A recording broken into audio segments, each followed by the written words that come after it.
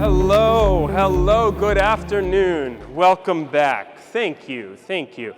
Welcome back, everyone. I hope you had a great lunch and even better conversations. I certainly enjoyed mine. To kick off our afternoon, we're going to start by exploring the next frontier of robotics. Auki Labs is developing tech to help robots navigate the physical world on their own, without human input or maps. Here to demonstrate, please welcome Auki Labs founder and CEO, Nils Pihl, and his co-presenter, Terri the robot.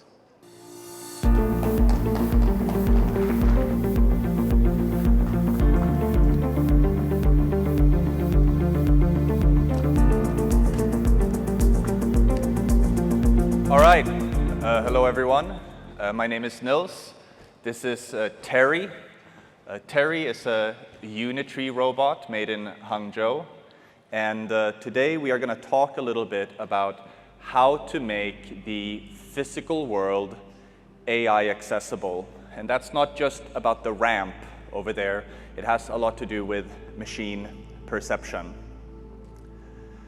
I believe that over the next 10 years or so, we are going to see civilization grow to over 100 billion productive participants, most of them AI.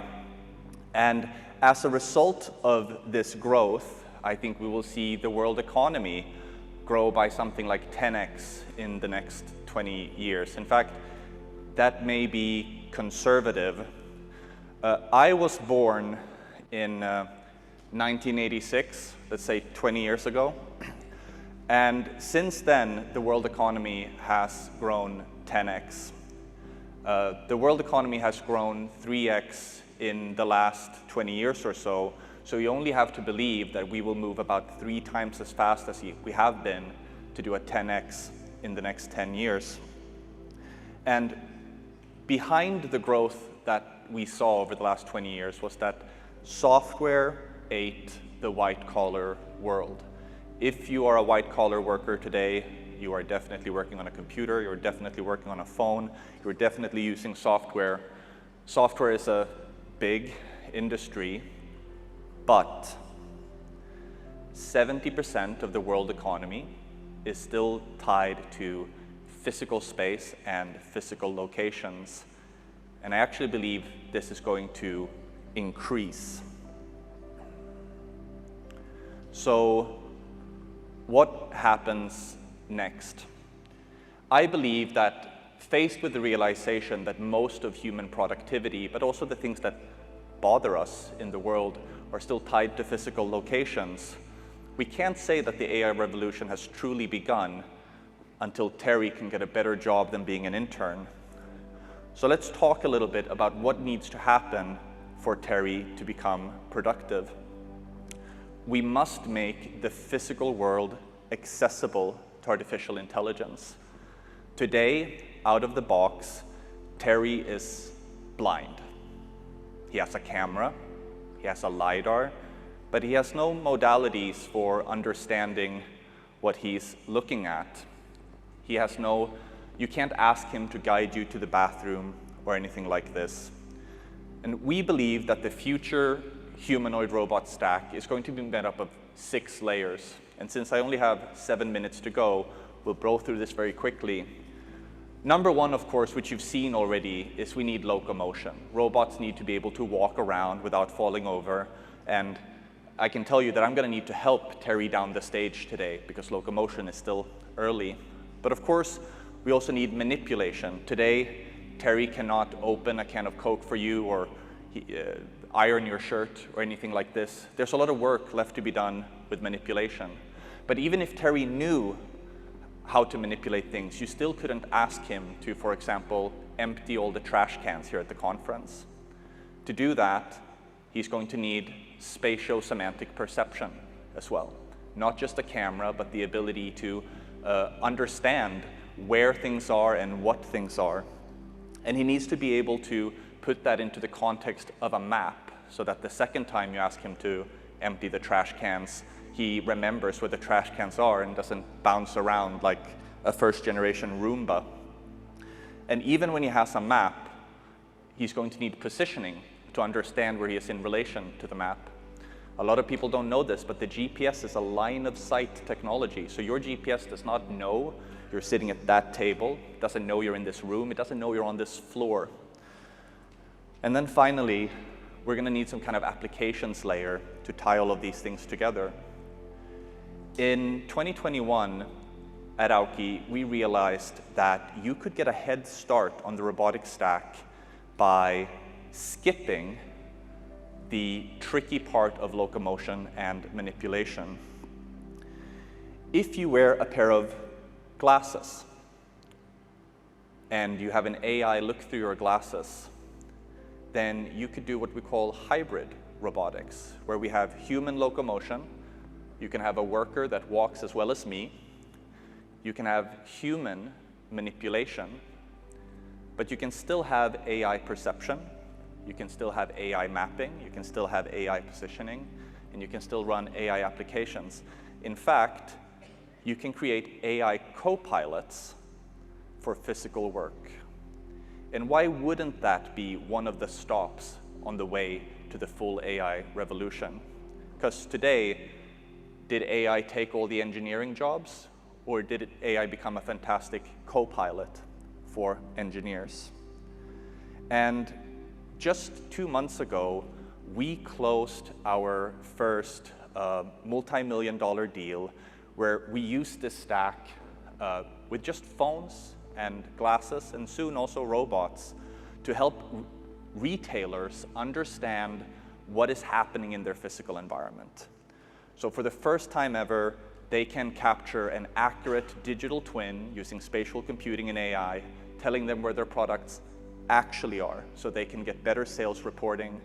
But it also helps them do AR navigation for the staff, reducing the walking distance by a whopping 40% for the people that pick up your online groceries. And they can also do AI and AR task management using the system. This is being rolled out into thousands of locations today.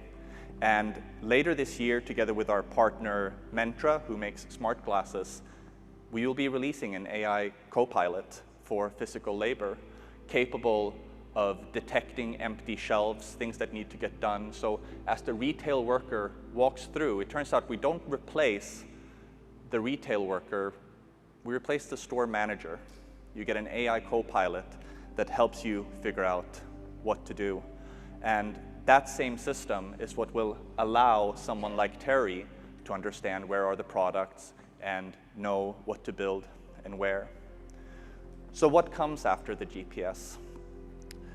Asia is a good place to talk about that.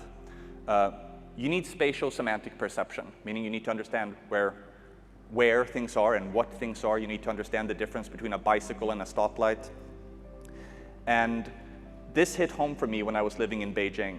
Beijing is a big city. I lived there for 7 years. In fact, it's so big that there are more cars on the road in Beijing than there are people in Los Angeles.